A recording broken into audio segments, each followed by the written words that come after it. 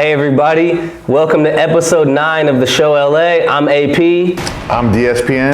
And we're about to get straight into some highlights. All right, first up, we have Camarillo against Loyola, and Jesse Valenzuela, number 43, gets in and smacks the Loyola QB. Camarillo looked like they started off strong, right? Yeah, he came off the edge unblocked and made a big sack. Next up, we have number 8, Pernicki, who catches the pass on the corner route, and he does the rest, man. Poor tackle by number 6. I don't know if he was trying to play patty cake or what, but that's not going to do it. Good job getting in the end zone there. Took the hit, but got the 6. Now, we had another amazing play right here. We got Padre Allen taking the little bubble screen. Pernicki with the nice kick-out block, but what a move, huh? Oh, yeah, nice little cutback for the touch. Now, Loyola's got a great O-line. And then right here in studio today, Ceyair Wright. Look at this play right here. Tony toe tap. He's a game changer. Big time interception, man. And the guy actually had 2 interceptions. He had another one right here in the back of the end zone that definitely changed the game. I don't know how he got up and made the catch, but he ran off the field going crazy. Yeah, those baseball skills came in handy. All right, right here, our game of the week, Corona Del Mar against Alemany and Chandler Fincher, man. The Finch who stole Christmas. Describe this play, man. Yeah, great read, made a break on the ball, was able to get in front, tipped it to himself, but was able to complete the catch. Yeah, I like seeing DBs who could actually catch the ball, man, because usually those dudes are stone hands. But Chandler Fincher, he actually had another interception in this game, too, against a great quarterback in Miller Moss, and Corona Del Mar, they took the dub. Yeah, Sea King's still undefeated. Now, right here, Ethan Garbers, this dude, I mean, come on. That's pinpoint accuracy. That back shoulder throw is hard to make. He makes it look really easy. Against some good Alemany DBs, too. Ethan Garbers, that dude's a beast. Yeah, UW got a good one. Next up, Grace Brethren against La Habra. Ohio State commit Clark Phillips sees a little seam, makes a couple cuts, and he's gone. And what I like is he chunks the deuce. Yep, he had deuces. I'm gone. Clark Phillips is a great player, man. He's confident, very confident, man, but for a reason. The dude's an island. But right here, my man Clark got caught off balance, or? Well, he's running backwards. He's running full speed, but yeah, he got sent for a ride there. Josh Henderson put him down. And then this dive in the end zone, another stiffy. And then Josh Henderson, he's a player, man. Saw him against St. Augustine last year in the regionals. Played well there. He's got his team playing for the CIF Southern Section Championship after taking out La Habra. Yep, should be a great matchup against Corona Del Mar. And then here we have Culver City against St. Paul. Culver City put up a fight, right? Well, they came into the game undefeated, so I'm sure they expected to keep going. But St. Paul was up to the challenge. And a game changer right here, number 24 for St. Paul with the interception. I mean, any turnover, right, is going to swing the momentum. It was a one-possession game all throughout, so yes, any kind of turnover could swing the outcome. So St. Paul taking out Culver City, who was previously undefeated. We see another great touchdown run by the quarterback here. He finds the cutback lane. He puts his head down. I mean, if you get ran over by a quarterback, you can't go to school Monday, right? He was not going to be denied on that one. Yeah, I don't know. Monday is going to be a tough day for old boy. Now, next up, DSPN was at this game, man. Talk about it. DJ Uwe Ungalale. Yep, right. First possession, drops a perfect dime right to Jody McDuffie. Bosco gets out on the board quick, and it was smooth sailing from there on out. Jody McDuffie had no offers during 7-on-7. I knew he was going to blow up. Every game I'm at, he's always making plays. Back shoulder again. That's just fish in a barrel. DJ could do that with his eyes closed. Bo Collins made a great catch right there. And then we got Carter Freeland right here. This is one of the most amazing catches I've ever seen, this Gary Bryant catch. Gary Bryant lays out for it, great concentration, hauls it in. Probably the highlight of the night for Centennial. Man, that's incredible. Gary Bryant's up for our Offensive Player of the Year, and this dude just makes play after play after play. And I believe he played every snap this game. He's a great player. He left it all on the field. Now right here, we got another great play. Sand Beast is loose. Great blocking up front by Dre Metcalf and the boys. And what's weird is you don't see Sand Beast run anyone over on this play. He's usually barreling dudes, but he hit speed burst. He had a straight line to the end zone on it once he hit the sideline. It looked like John Vaughns was in there on offense. Josh Alford, he was actually featured on our I Need Love segment last week. Josh Alford had a game, another interception. Another playoff game, another interception for Josh Alford. Definitely making a case for himself. And right here, Carter Freeland, man, this guy, he slept on. Like I said last week, he's Centennial's more so their running quarterback, but he actually threw that dime to Gary Bryant on the touchdown too. He had a similar long touchdown run last week against Ceyair, followed it up this week with another nice run against Bosco. He definitely did his thing. It just wasn't enough for them. Now DJ, again, going down this time though. So this was a 4th down play, and this, Corey Foreman, big sack. The crowd kind of got into it. The Huskies kind of thought they might have a chance to make a little spark, a little rally. But the next play, as you see, John Vaughn's put an end to that. Tony Tota, man, I think you got this play better on your phone, and you can see the toe, right? But man, hey, by the way, if this dude's at your game, you're gonna get the best coverage ever because he's filming with 2 hands, and it's going up immediately. This is why we call him DSPN. John Vaughn's with a sick pick. Just committed to UCLA, actually. He's gonna play baseball too. Impressive. Aaron Smith, unheralded guy for Centennial. What do you think about him? Aaron Smith, great catch, great concentration. This put them in a position in the red zone. If they could have punched in here, this could have become a game. Unfortunately, they got stopped on the goal line. Now DJ hands it off right here. And there's a reason they call him Speedy Luke. Once he gets, he's got that next level speed, and he's gone. One of the fastest players in the state of California. Actually in track and field too. So Speedy Luke, he's the man. And now we got some love right here from some of the guys that didn't get too much playing time, right? Yep, that's sophomore Jabari Bates. Cuts it back, takes it all the way. That was a pretty sick cutback, and I think Gary Bryant played the whole game, but Gary Bryant did not catch Jabari Bates from behind. He housed that. That's it for our highlights. We had some dope plays this week. Now, as far as our game of the week this week, man, we got a ton of good games. So, what's the call? They're all the game of the week. Championship games across the board. Should be good games everywhere. So we got Mater Dei Bosco, Loyola San Juan Hills. Who else do we got? We got Chaminade Sierra Canyon, the D2, and the D3 is Corona Del Marvis Grace Brethren. Both tasty matchups. All right, we got a lot of games this week on the schedule. Make sure you stay tuned for episode 10 of the Show LA. Much appreciated. We want to give a big shout out to our partners, Zort Sports. You can actually check out the Zort Sports app on iPhone or Android. It's an amazing tournament scheduling or league scheduling app that you can download for free, 100% free and easy to use. Make sure you follow Zorts_sports on Twitter and Instagram. Hey guys, all right, we're here with Drake Metcalf, right tackle for St. John Bosco. I'm not going to waste any time. It is Rivalry Week Part 2 with Mater Dei. So talk about the Division I CIF Southern Section Championship game that's coming up. Yeah, I mean, it's just a big game. It's our 7th consecutive year being in the championship, and the last 3 have been against Mater Dei. It's a big game coming up. Juices are flowing this week as they were the first week, and we're just excited going into this game. We have that strong rivalry between our 2 schools that have been going back, since Coach Negro was at Bosco playing, and his younger brother Jake, and just goes back years and years and years, and it's really special to be able to see, the alumni on the sideline each and every game saying, hey, you guys are going to get after him this next game, you guys are going to get after him. We're always like, yep, we're going to get after him during the championship. And it's special because you really see how strong that rivalry is between, the alumni back in their day. And, they still feel that rivalry and that angst to get after Mater Dei during game week. And, it's crazy because it's almost like it's just like another regular season game for Mater Dei and Bosco because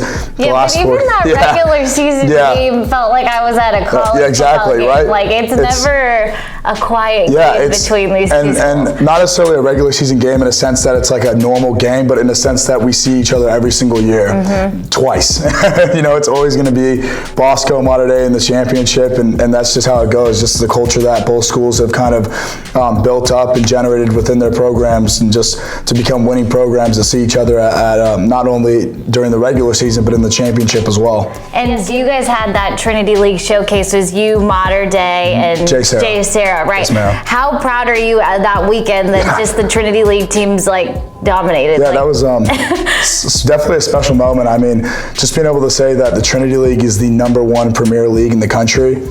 Doesn't get much better than that when you have some of the 3 best teams in the country, and we're whooping up on these other teams. I mean, it's the greatest feeling ever. Just being able to say that the kings of the league, at least modern day Ceyair and Bosco, we were able to defeat all those guys that were coming to us. And it was a cool statement, Trinity League versus the country.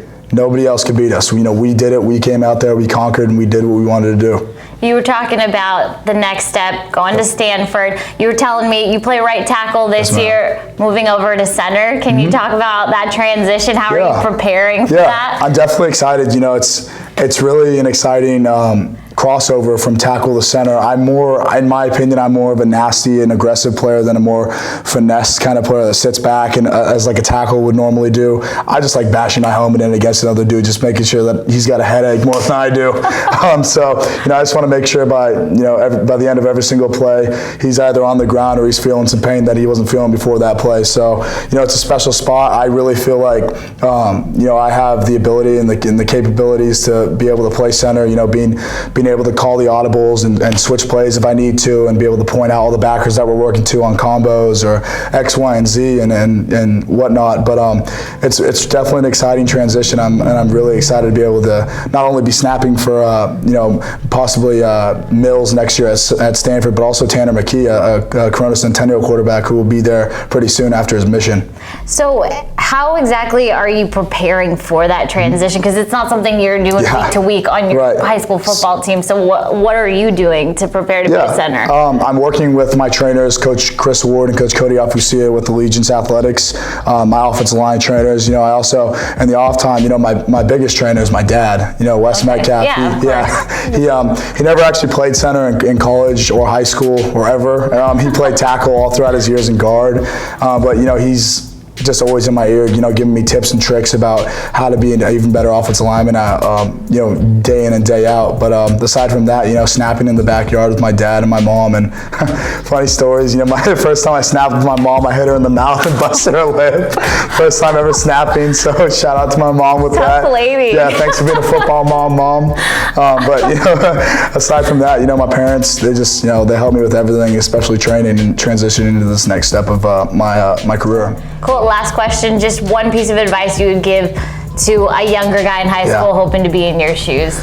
Just honestly stay true to your academics, your family, and your faith. I come from a family that's strong of faith and our Christianity and our values, and that's really what I hold the strongest to my heart, and that's really what I've tried to not sway away from or waver from or linger in my high school career and in my life in general. I strive to be a man of good faith in my Lord, and that's what I plan to continue on doing, and pray that He keeps me, not only me, but my family and all those around me on the straight and narrow path and success, and to continue in my life in the right direction. But yeah, that's the greatest advice I could ever give to a kid that's maybe an offensive lineman or a player in general that's on the up and coming, is just stay humble, stay true to what you know and what you love and your family, and hit those books hard because they pay off. And that's what paid off for me. My academics and all that hard work I poured in, staying up till 1 a.m. doing math problems and never giving up, and all of those factors really contributed into me getting to Stanford. And I'm safe to say that I'll be able to stay secure in my life and successful in my life after football, getting a Stanford degree, and that's what I'm most excited about. So stay true to yourself, stay true to your faith, and continue hitting those books. From one nerd to another, I love that. Let's go.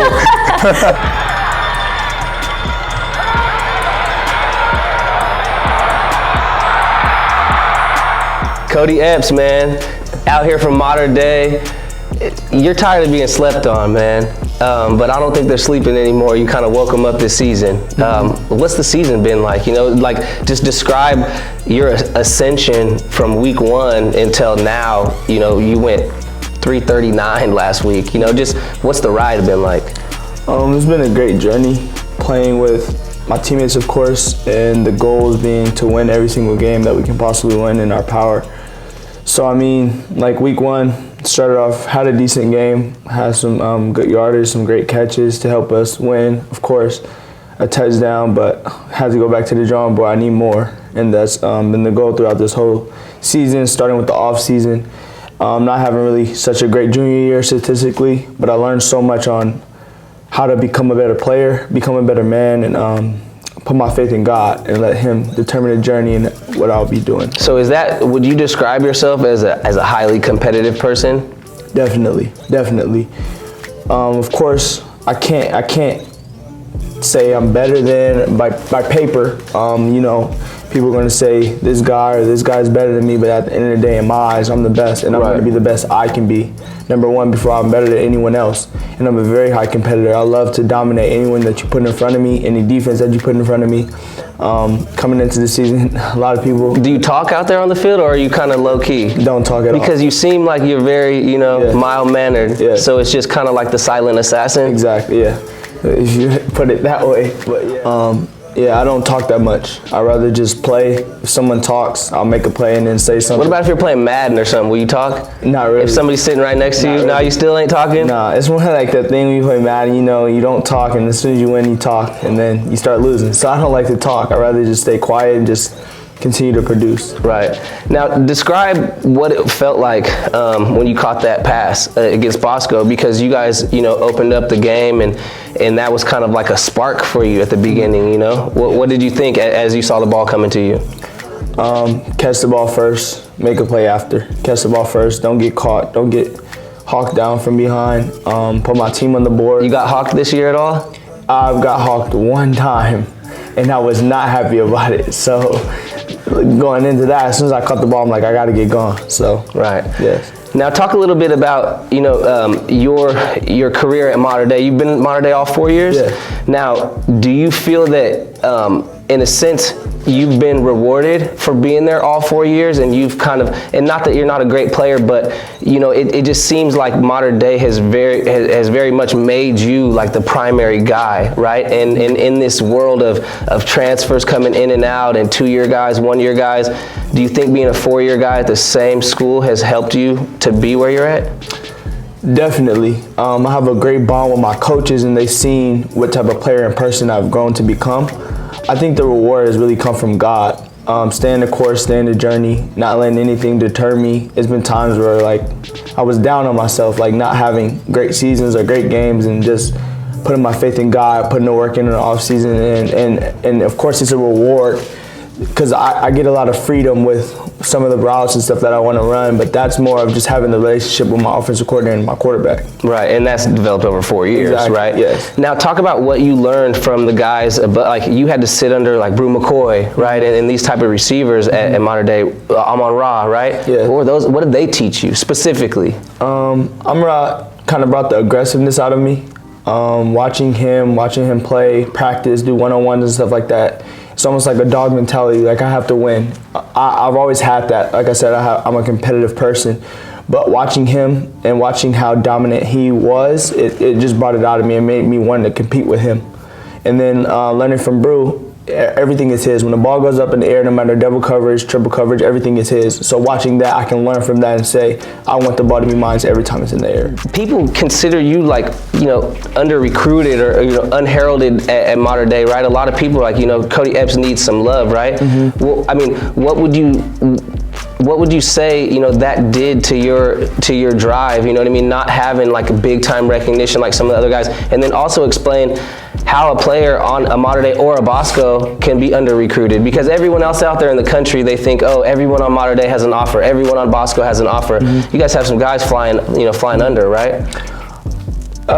Under-recruited, not overlooked, all that. I mean, that's what the outsiders are saying. I'm just playing football. Right. I mean, I can only control what I can control, and that's going out there every day and helping my team. So you don't think about that stuff? No, right. I don't let it, because as soon as you let that fester in your mind, it's just going to hurt you, and it's just going to dig deeper in your mind. So at the end of the day, I want to win for my team. I want to take us to the end, and I want to win it all.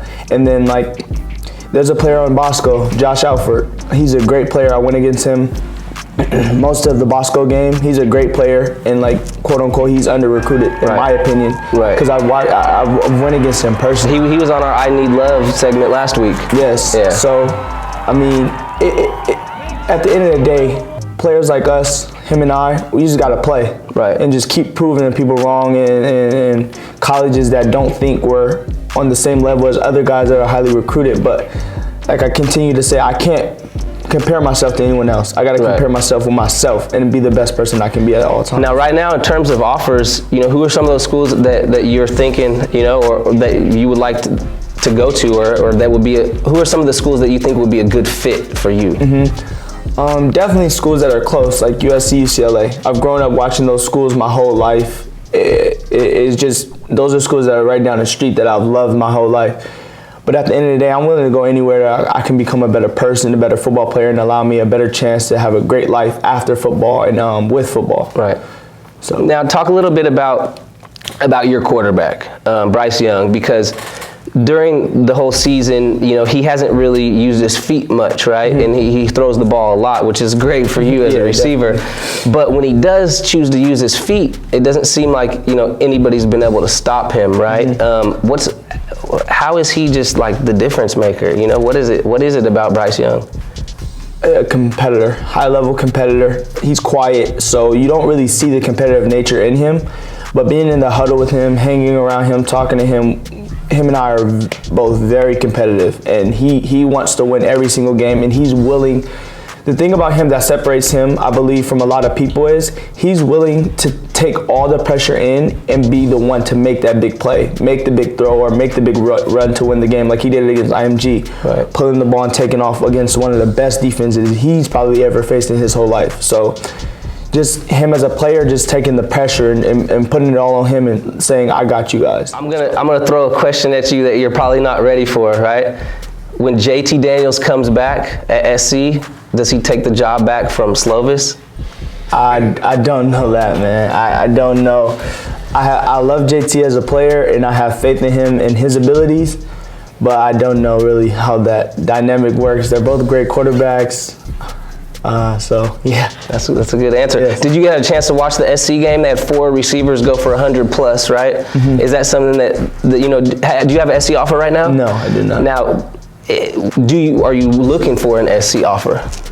I wouldn't say I'm looking for an SC offer, but if an SC offer presented itself to me and I'll have the chance to go play there, it would definitely be an option for me to go to college. It's right down the street from my house. Like I said, I've watched it my whole life and all the big icons coming out of SC. And then I have a lot of modern day guys and guys from my neighborhood and stuff like that that have gone there. So definitely be a good thing to go there, but I'm not really looking for it. But if it came, I would look at it deeply and try to pick the best decision for myself. Now, Bosco and Mater Dei, you guys both have great receiving core, right?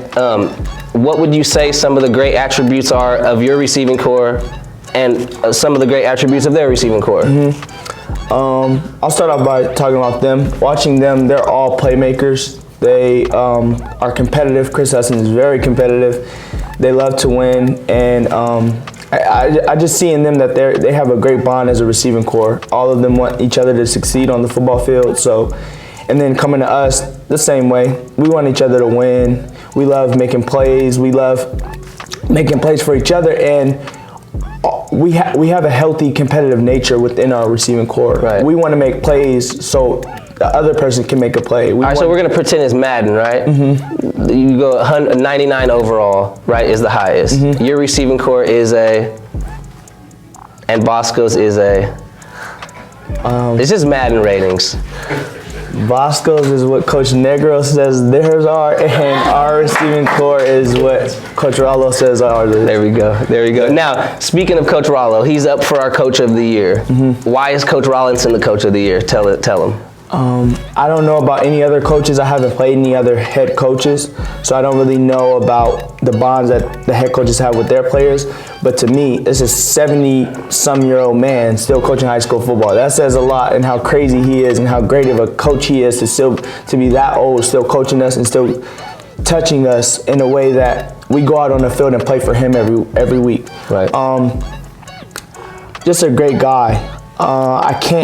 You can't really explain how much of an impact he has on us as football players, motivating us every single week. And I mean, you feel like he would put the pads on if he could? Definitely. Yeah. That's one of the craziest old men I've ever met in my life. Without a doubt, if Bruce Rollinson could put on a pair of pads, he would definitely go out there on the field and put on a pair of pads. Hey, man, Cody Epps, one of the best receivers in California, if not the best right now, man. He could put the pads on. He could do some work, man. But we appreciate having you on the show, LA, and we're looking forward to a great game this week. Thank you. All All right, guys, this week we are joined by Chris Ricks, our Fox Sports football analyst, and he's going to break down the D1, D2, and D3 matchups for championship weekend. So let's get right to it. Division 1, I think no surprise, Mater Dei versus Bosco. Give us a breakdown of the quarterbacks. We have Bryce Young on the Mater Dei side, and for Bosco, DJ Uiagalelei. So let's get to it. Absolutely, Lindsay. I mean, first of all, you cannot underestimate the stage and the talent that both of these guys have. It's really unprecedented. Who knows if we'll see it again? The number 1 and number 2 quarterbacks in the country, and really you could say number 1 and number 1, with Bryce being the number 1 dual threat, DJ being more of the pro style, but can run as well. And that's something I think will be huge in this game, him using his feet and utilizing that running ability. But they're just so special. First of all, who they are as leaders, the character, and they're very well respected. That's one of the biggest things you need at the quarterback position. So that's really the biggest thing for me. And then how smart they are, how they're able to process these sophisticated offenses. They're really operating at a college level. And then you put in their physical abilities with how strong their arm are, how good of an athlete both of them are. It's really special to watch both Bryce and DJ. And what's really cool is they're friends. They're competitors. They have a respect for each other. Train together, yeah. Exactly. So it's really been special to watch them the past few years, and the whole southern section, the whole nation who gets to watch this championship game on Saturday will be in for a treat. Let's talk about the skill guys. You mentioned they're going to play a huge role in this.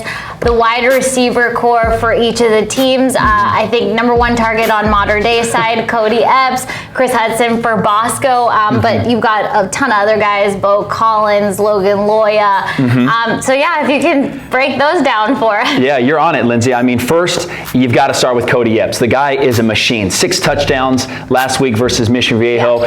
He's had multiple touchdown games every time he's in. Records. Exactly. I mean, to be one of the top receivers statistically in Mater Dei history, that's saying something. So I think the offers are going to come rolling in for Cody, and he's humble, he's hungry. I love watching him as a player, and you can't go man coverage versus him. St. John Bosco is going to have to figure some things out with Josh Alford, John Bonds. I'd give him the short stuff. I'd put them both deep, one on the left side of the field, one on the right side of wherever he's running. If he's breaking left or right, you've got to have those guys bracket coverage him. Go man on the other guys, but you cannot go man versus Cody Epps. Give him the short stuff. Do not give him the posts, the corners, the double moves. That's going to be a huge thing in this game. On the other side, there's great receivers for Bosco as well. You have Chris Hudson. You've got Bo Collins. You mentioned Logan Loya. But Mater Dei has a very good secondary as well. Yes. So, again, it's going to be a chess match between both of these receiving cores, these defensive units. And again, the offensive line, I think, is huge for both of these teams. Bosco's offensive line did great last week against Centennial in the run game, pass protection for DJ. And you've got to protect both these quarterbacks, because if even one of these guys takes a big hit and is out of the lineup, that changes the game right there. Absolutely, yeah. So offensive line, I think, is the most underrated position group in this game. With everyone talking, never get enough love. Ever. Exactly. Everyone's talking about again the quarterbacks, the skill guys, but it's very important for St. John Bosco to establish the run game in this game. With their three-headed monster at the running back position, you got Speedy Luke, you got Bates, you got Hayes, super sophomores. They look very good versus Centennial, and I think that is one of the X factors for St. John Bosco. You know about DJ and the receivers, but establishing that run game, you have to be balanced. And then for Mater Dei on the other side, with Craig, I like their running attack, and Bryce can run the ball as well. Yeah, when he wants to turn the wheels on, he's very effective. No one can really stop him. So you've got to be balanced. Either one of these teams can't expect to just throw the football, because then they're going to drop guys into coverage, 4, 5, 6 guys, nickel defense, dime defense. You've got to be able to run the football in this matchup. I know you have to remain objective as an analyst, as a journalist, but give me your pick, your prediction for the Division I Southern Section Championship. Well, I would say first it could go either way. Because of the talent, because of the coaching, it is going to be a superior chess match between both of these clubs. But I said it at midseason, and watching Mater Dei, covering them so much, I don't think anyone's going to beat them. They're just so deep, they're so talented, they're so consistent.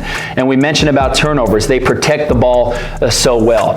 With that being said, St. John Bosco could have been within one score in that matchup at midseason. Yeah. If DJ was able to finish that one drive and run it in, they would have been within one score, and they got stopped inside the green zone, inside the 10. So that game was closer than people thought.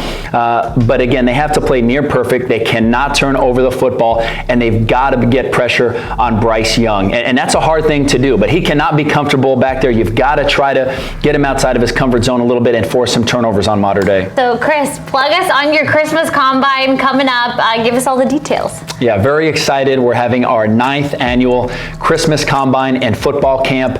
It's Sunday, December 15th in Pasadena, right by the Rose Bowl at Maranatha High School. So we do an NFL model testing combine in the morning. We have the lasers out there, verified testing for your 40, your broad jump, your vertical, shuttle, everything. We feed them lunch. They get a uniform. And then in the afternoon, we have a full position-specific football camp with some of the best coaches in Southern California, high school, and some college coaches as well. So it's just a fun event. It was on my heart about 10 years ago for the kids that just got eliminated from playoffs that were just football guys. And, they weren't going into basketball or another sport, and they just wanted to get back on the field. And then especially for the players that didn't make playoffs, this gave them a chance to get on the field one more time before the holidays, before the end of the new year, and really just have fun. And it's been awesome to have it for the past 9 years. We have 100 athletes that come out, about 40 coaches, and it's just a fun day of football, competition, and testing. All right, so do you run a 40 while you're out there? Lindsay, I have not run the 40, but that's a great idea. If Rich Eisen could do it, I can give it a shot. I think you should give it a shot. So I'm going to bring the cleats this year, and I'm going to run the 40. It may not be the 4.5 that I had back in the day. It may be a 5.5, but I'm going to give it my best shot. So we'll make sure that AP or Danny maybe try to get that on film to show you. 4.5. That's my challenge to you. And just tell us how kids can save on their enrollment fee. Absolutely. So it's $150 for the full day of verified testing, lunch, afternoon training camp. But what we have is a Christmas give back special. We partner with Serenity Foster Home. We're actually foster parents through this network. So if the athletes bring an unopened toy to give to a foster child that would not have a gift, it cuts their registration in half, 50% off, down to $75 for the full day. So it's a win-win for everyone. We give gifts to, again, to foster families for their kids for them to have a gift for Christmas. So it's a fun day of giving back, competition, and just one of my favorite events of the year. All right, you don't want to miss out on that Christmas Combine, giving back, and you get some football fun in for the day. Yeah, and they can go to championtraining.org to register, or on Instagram at championtraining to secure one of those last spots before it fills up. All right, thank you. Thank you, Lindsay.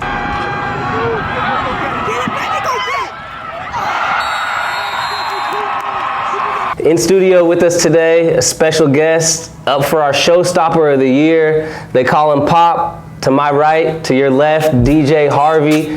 Man, you've been having an amazing season, and you're just actually coming off a game where you pretty much helped shut down the Elite 11 quarterback MVP with CJ Stroud. He's a baller. But what was the game plan going into the week, man? I really want to give thanks to our defensive coordinator and Coach Page. They really had a good game plan going into the week. And all I had was one job, really, is just to stop the best guy on the field. I think Jaden Dixonville is a great receiver, and Bolden was a great receiver too. So just stopping both of them and disrupting the timing was good. Now talk about what your approach is like during a game week where you know that they got some big time playmakers on the field. I mean, is it film? What do you do? Film, really. Just taking it one game at a time, really. Just like looking at the line. So I play receiver, so I know what routes you love to run, what routes you hate to run. So it's like you got to just choose which routes you want to run and which way you want to stop it. Now, like you were saying before the interview, you've been around football your whole life. You were a water boy at Chaminade back in the day, and you had family that went there. Your sister went there, and now you're playing against them. But being from football family, so to speak, and your parents have always been involved. Your dad in particular is really involved in football. We see him at all the 7-on-7 tournaments. He's at the games. He knows, he probably knows every play that you ran almost better than you did. Yeah. How does that help you? Just getting a different point of eyes, especially my mom. My mom grew up in football too with her older brothers. So getting 2 pairs of eyes, or 4 pairs of eyes, I should say, and seeing a different view. Give me a different view of what I'm looking at that I don't really see on the field, so it's good. Now, a lot of the times, kids especially, mom, dad, I don't want to hear it, what I mean? But it seems like it's opposite with you, you soak it all in, and how does that relationship, being so close with your folks help you? It's really good. Most of the time I come home, we usually just talk about football. My mom is all about school as well. She loves education. She wants the best for me. So like when it comes down to talking about football and being in a great position for me, and especially in college, it's a great position. So now with the matchup this week in the championship against Chaminade, you got Jalen Henderson. You guys have a history together. You actually played Pop Warner coming up together, right? Yeah. So talk a little bit about that relationship, and then talk about what it's going to be like with the receivers. Are you going to be sticking their number one guy, which seems to be Ian Duarte, the freshman? I mean, the freshman, he's a good player. Watched a little bit of film of him this past couple of days. He's really good. I have a lot of respect for him. But I think we honestly have the best DB in the country, best DB core in the country. Deshaun Jones, true sophomore, Jonah Lewis, true freshman, Quattro Sumlin. Really, you don't have to, we don't have ones really. So like, it depends on who got the best. So you guys are rotating in at the other side and you're on one side? Yeah, so it really don't even matter. Like anybody can play against a top receiver. That's how confident we feel as our team and as a coaching staff. Now, I was there personally at the Oaks game this year. So you guys only lost on the season, right? And it was a tough one. It was 21-14. You cribbed a punt, got called back. What did that Oaks game do to make you guys a better team? It really just changed our mentality. We knew once we lost that game, we was hurt. We got in the film the next day and just like prepared. So every week is like our last week. That's how we prepare, and we take 1 week at a time. And I think a lot of times they don't give a lot of credit to our coaches. They're there from Sunday, like 7 a.m. to 9 o'clock at night. They prepare for us, and then when we come back to school, they got it all planned out. All we have to do really is just go execute it. Now, in terms of your recruiting right now, you picked up a lot. I remember last season against Calabasas, you didn't have any offers yet. Nah. And you stuck Jermaine Burton, and you made some big time plays, and we were at that game, man, and you really opened our eyes. What's the journey been like since then? All glory to God. God put me in a great situation to be successful, and I knew when my time came, it would be the right time. Not everybody has the right time when the offers come, and I was more humble about it than usual. Everybody usually at school will be like, oh, you have this many offers, where you're gonna commit to, this and that. It's all about one offer at a time. I'm trying to take bits and pieces from the coaches and put it in a great position for me and my family, so. Do you have anything in mind in terms of what schools you want to end up visiting? Really, I want to visit Ohio State and Washington State. I want to go see those schools out there. Really, I don't want to stay in California. A lot of Cali boys want to say, oh, I want to stay in California. I think you get outside of your element really makes you a better man, to be honest with you. That's great advice for some of you guys who are used to the norm. Sometimes you got to shake things up. In relation to the SC and UCLA, you have a UCLA offer, correct? No, I do not. You don't? Okay. Wow. I'm speechless. So if you guys see the current state of the programs right now in terms of their rankings, they're not recruiting guys like DJ Harvey, and it doesn't make any sense to me. But I'm just somebody who's watched high school football and filmed for 10 years in Southern California. So.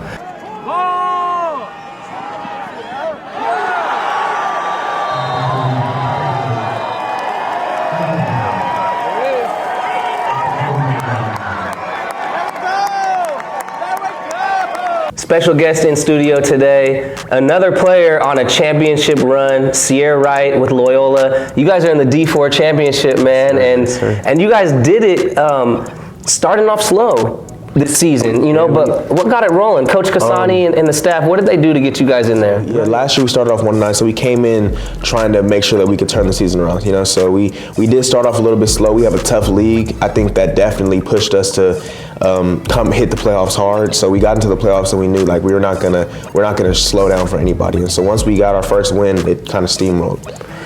At the last game of the regular season was the game at Bishop Amat, and it was a tough one for you guys, right? Really tough. I was at that game, and you guys seemed kind of like, you seemed down, and it was the seniors, right? They're feeling all types of ways. But What was it? How'd you guys pick it up after that loss at the end of the season? So we got hit hard against Bishop Lamont for sure. We know that they're one of the best teams in California, and we knew going into the game that we're gonna have to play our best. We had a couple of mistakes. Obviously, they won the game, and basically what we told ourselves is that we don't want this feeling again. And we made it to the playoffs. We weren't sure if we were gonna make it after that game, but we did. We got in there, and so once we decided that we're not gonna let this happen again, you see what happened. Now we're in the championship. So you guys got Gabe there. You got Coach Hatch, who's been around forever, man. I mean, I feel like I've seen Coach Hatch for the last 10 years at the opening, at the Elite 11s.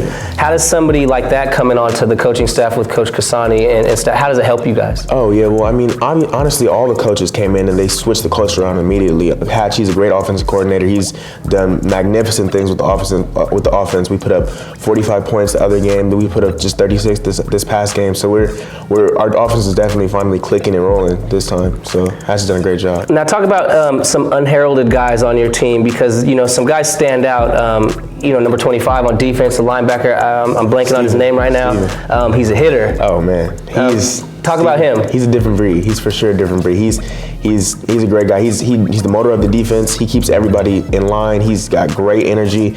Anytime he can make a huge play, he can cause a fumble. He could get an interception. He's got a couple that have got called back, but he makes big hits all the time. Captain of the team. So we really appreciate him. Now, as far as recruiting right now, what's it looking like for you at DB? I've got about 17 offers right now. They definitely rolled in after my last season, so hopefully they continue to pick up after this season. I think I've done pretty well this season. Are you a guy who is trying to stay local? I'm not sure yet. Honestly, I'm open to going across the country. I'm open to staying local. Whatever I feel like is the best fit for me. Jacoby Kelly, another kind of unheralded recruit from your guys' team. He hasn't really picked up the steam. But that question again. Okay. Jacoby Kelly, another unheralded recruit from your guys' team, a receiver. I played receiver myself growing up. But I've seen him make some catches that just the way he twists his body and he gets his head around. I mean, what does that guy do in practice? Oh man, in practice he's making plays.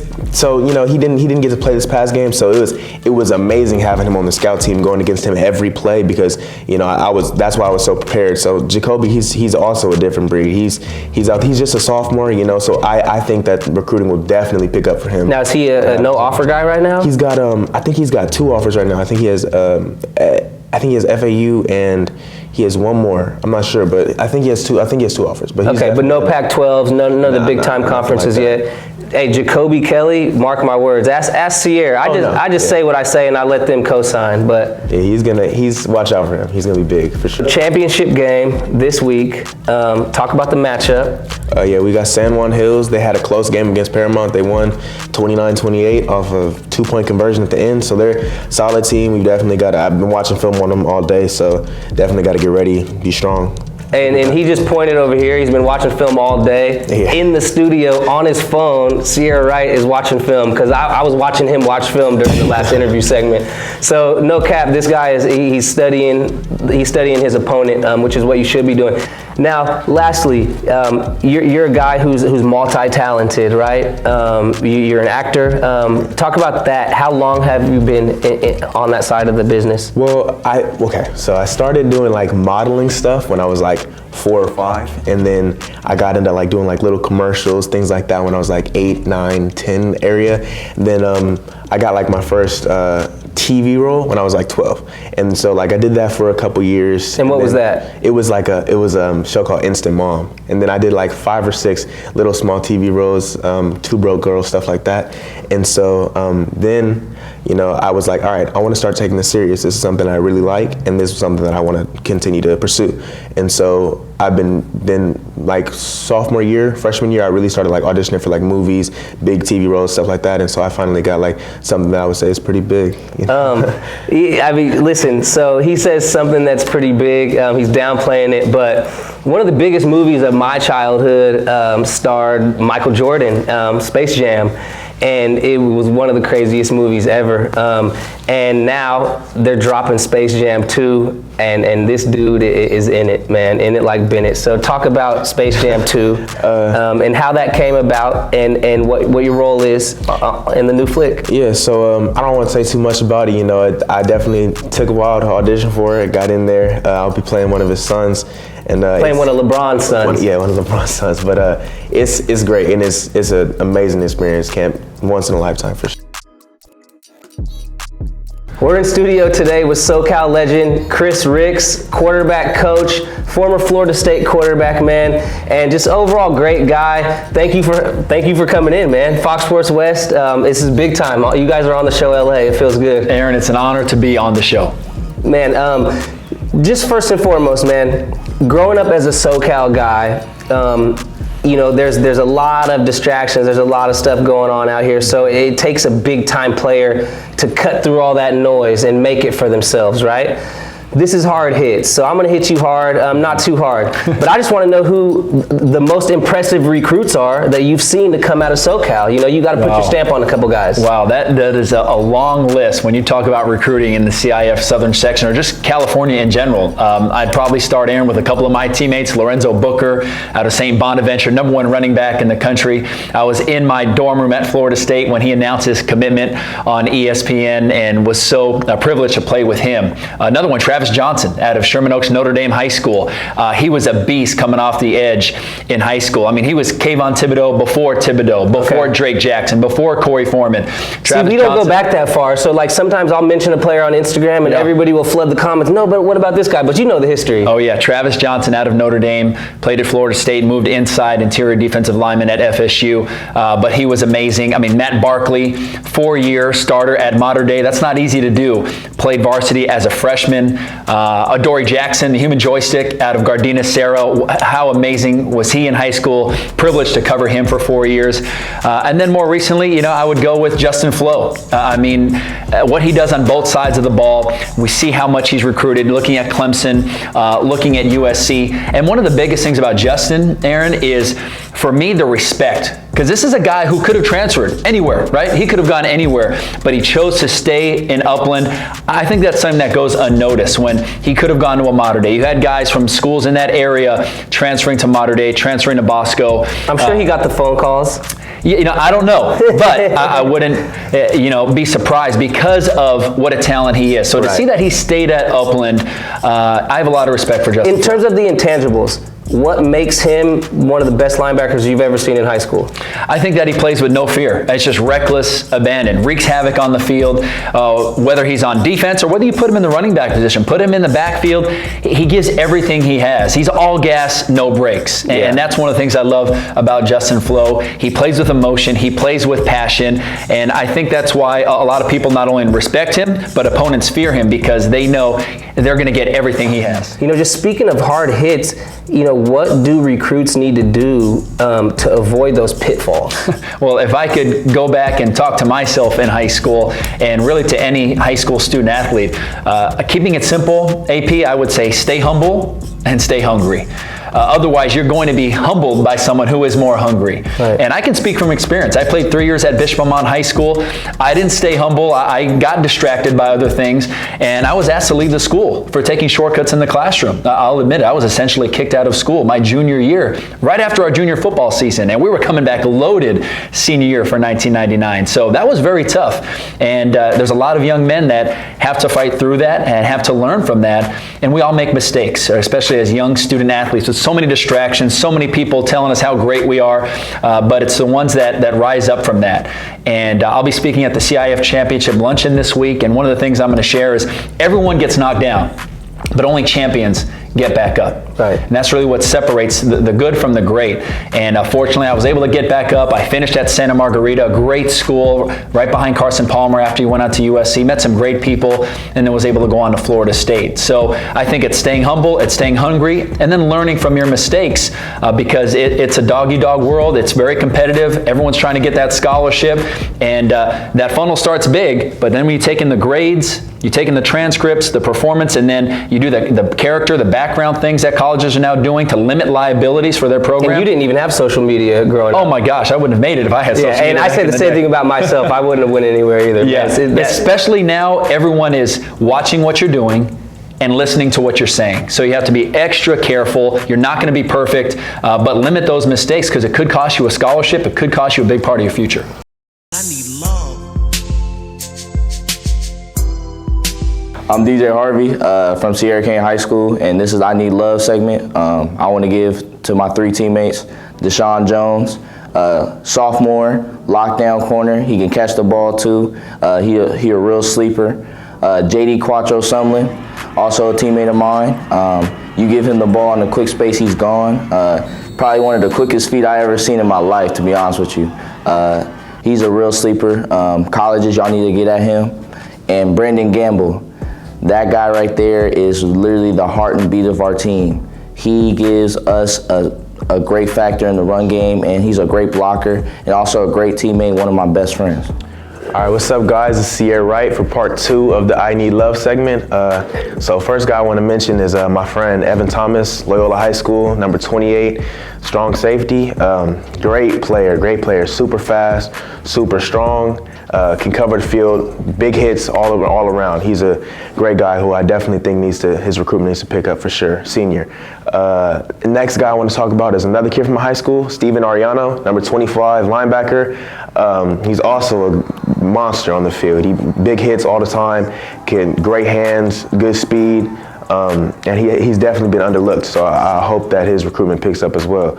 Lastly, I want to talk about my friend from University High School, Toby Apollonia. He's number 2. He goes to University High School, like I said. He's an athlete. He can make plays anywhere you put him on the field. He plays quarterback, receiver, corner, running back, safety, anything. He carries his team. He's a great player. He's fast. He's 6'2". He's strong, and I think that he's been overlooked for sure. And he needs to. People need to get at him for sure.